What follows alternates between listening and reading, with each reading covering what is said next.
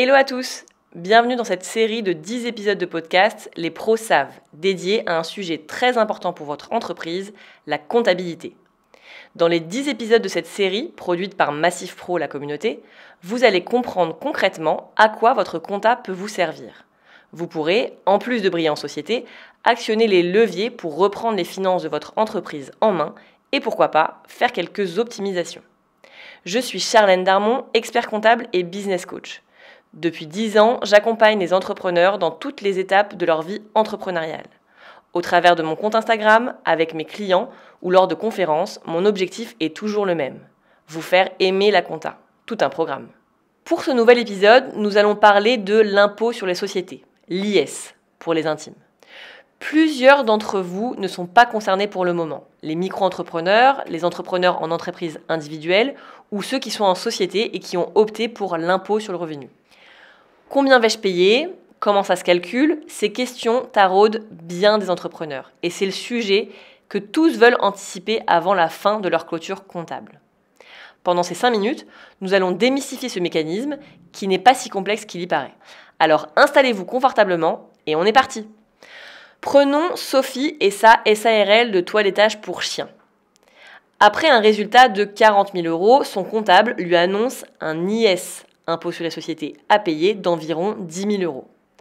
Comment arrive-t-on à ce chiffre ? Se demande-t-elle. Voyons ça. Premièrement, le point de départ, le résultat comptable. Tout commence par votre résultat comptable, la différence entre tous vos produits, chiffre d'affaires entre autres, et vos charges déductibles de l'exercice.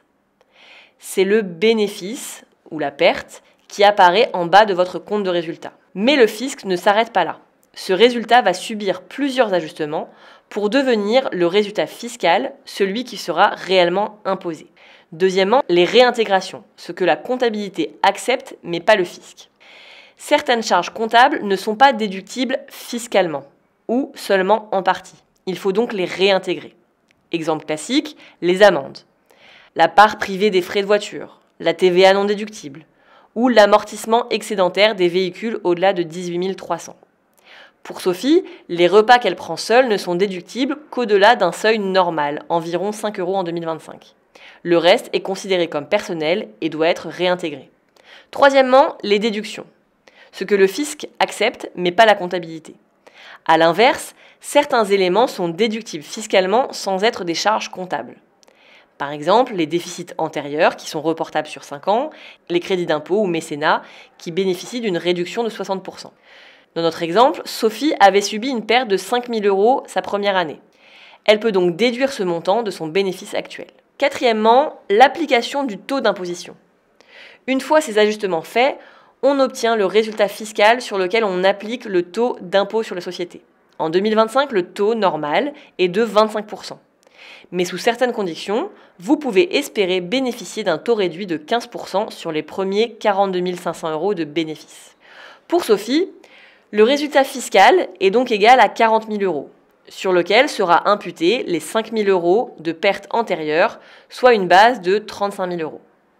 Nous sommes en dessous du seuil de 42 500 €, donc nous allons pouvoir appliquer les 15% sur ces 35 000 €. Cela nous donne donc 35 000 € fois 15%, soit 5 250 € d'impôt sur les sociétés à payer. Cinquièmement, les acomptes et le paiement. L'impôt sur les sociétés se paye par acompte trimestriel, calculé sur la base de l'impôt sur les sociétés de l'année précédente, ou sur une estimation la première année. Les 4 acomptes sont versés le 15 mars, 15 juin, 15 septembre et 15 décembre. Chacun représente 25% de l'impôt sur les sociétés de l'année précédente. Le solde, différence entre l'impôt sur les sociétés réellement dû et les acomptes versés, est payé au plus tard le 15 du 4e mois après la clôture, excepté pour ceux qui clôturent le 31 décembre, et dans ce cas-là, ça sera au 15 mai. Vous avez maintenant compris comment se calcule l'impôt sur les sociétés et comment vous devrez le payer. Ce que vous devez retenir. Premièrement, le résultat comptable n'est que le point de départ. Deuxièmement, il y a un jeu de réintégration et de déduction fiscale permettant d'arriver à un résultat fiscal. Troisièmement, si vous avez des déficits antérieurs, il faut en tenir compte dans votre calcul de base. Quatrièmement, il existe un taux réduit d'impôt sur les sociétés de 15% jusqu'à 42 500. Ensuite, c'est 25%. Et cinquièmement, le paiement se fait par acompte trimestriel avec une régularisation annuelle l'année suivante. Mon conseil, anticipez votre impôt sur les sociétés dès le milieu de l'année en projetant votre résultat. Vous éviterez les mauvaises surprises et pourrez optimiser certaines décisions avant la clôture. Dernier point, et pas des moindres, c'est seulement après le calcul de l'impôt sur les sociétés que vous pourrez décider de vous verser des dividendes. On n'anticipe pas seul et on n'oublie pas de payer la taxe sur les dividendes, appelée plus communément la flat tax, parce que oui, toute source de revenus en France est taxée. J'espère que j'ai éclairé vos esprits avec cette taxe à payer, qui est finalement l'aboutissement de votre année d'exercice. Dans notre prochain épisode, nous parlerons de l'autre taxe principale pour tous les entrepreneurs, la TVA. Merci de m'avoir écouté et à bientôt.